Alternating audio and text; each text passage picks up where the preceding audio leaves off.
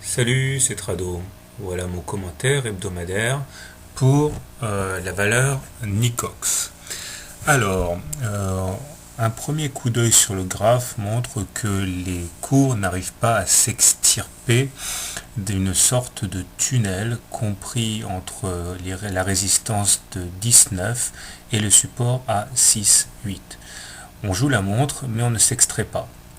De manière plus globale, on voit que les cours sont compris également dans une grande fourchette d'Andrews marron, dont la médiane, la droite du milieu, a déjà été percutée une fois.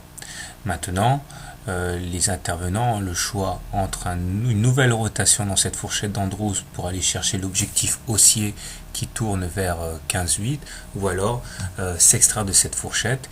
Le cas échéant, il faudrait sans doute chercher un support sur les 6,8 ou pire encore, tout en bas du canal bleu qui amènerait la valeur aux alentours de 0,5 euros, ce qui n'a pas vraiment de sens.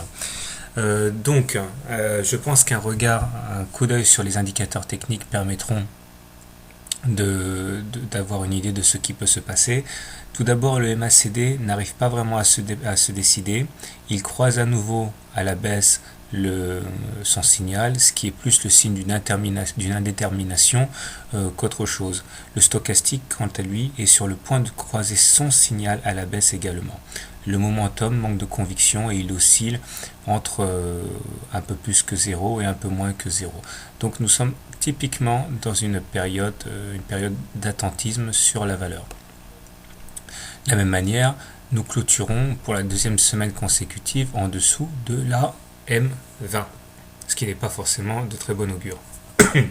Donc, pour faire simple, il n'y a pas de dynamique. S'il faut faire un choix, soit on attend de s'extraire par le haut ou par le bas de la résistance à 19 ou du support à 6,8, ou alors si on veut jouer à partir de maintenant un trade, le plus intéressant si on est short, c'est de jouer une nouvelle rotation dans le canal bleu en mettant un stop au-dessus du précédent plus haut vers 10,6, donc au-dessus du précédent top et en dehors du canal bleu. Par contre, si on veut être plutôt long, le plus intéressant à faire, c'est de parier sur le ralliement de la médiane, l'objectif haussier, donc vers 15,30 par là, avec un stop loss en dessous des plus bas et en dehors donc de la fourchette d'Andrews marron. Voilà, bon trade, au revoir.